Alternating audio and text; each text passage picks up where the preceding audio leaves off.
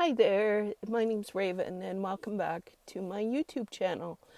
So, this evening I thought I would tell you a little story, as I think I've expressed in my last video, or certainly in any of the posts I've written and shared on Facebook. I get stuck in wanting to make things better. So the big video I was working on to make as the first big video for this new endeavor of having a channel on YouTube, I keep on picking it apart and wanting to tell it different and wanting to figure out how to add photos and all this kind of stuff. So I'm still working on the first case. But when I was mulling over how to tell that story, I realized that I have actually lived in two apartment buildings when murders occurred. And so I thought I'd share this story of how I rode the elevator with a body bag. Now, when I was, I don't know, it would have been quite a few years ago because my daughter was in kindergarten or grade 1 at the time, and now she's 23.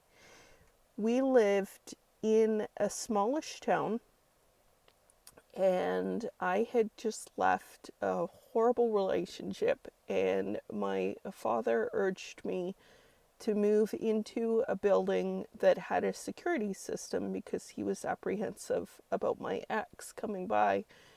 So I found this building, and I knew it was kind of a rough building, but I didn't think twice. I needed a place fast, and it was very convenient to all shopping and everything, and I didn't have a problem living in sketchier, more colorful areas. So I jumped at the chance to get an apartment, and very shortly after we moved into our 2-bedroom apartment, one night, and I actually think my daughter was in bed with me, and I heard some noises through the bedroom wall, but I didn't think anything. It was just like a couple of bumps. And then, so we went to bed as usual. And the next day, I went out to run some errands and left my daughter stayed to play with friends. But when I got back to the building, I noticed there were police. It was a sketchy building, so sometimes police were a presence around.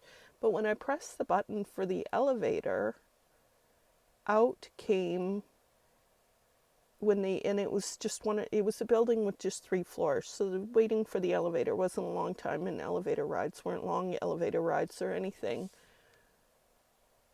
But there were cops in the elevator, and then when I got in, there were police with a coffin kind of standing up, and they rode the elevator with me, and I was so wigged out by this. And then I saw that they went into the apartment immediately next door to where I was living with my then 6-year-old daughter. So I was a little freaked out by that. Turns out a young woman, there was like some sort of orgy or something that happened right next door to where I was living. This young girl who had been doing drugs for a number of years, and so she had worked as a prostitute off and on to support her drug habits, and she had decided that she was going to get clean. But what she did was she wanted to have one last big party weekend, and that involved her drug supplier proposing that they have a sex party and inviting all these people to participate, and all of this was happening right beside us. So I was so freaking wigged out.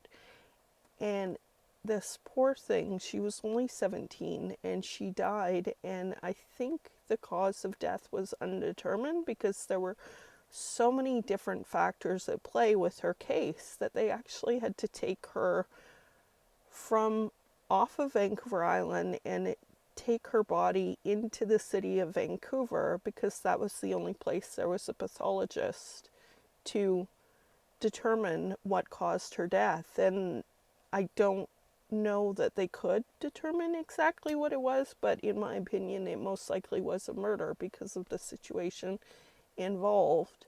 And it was the weirdest thing, actually, being in an elevator with a coffin, and they stood it up.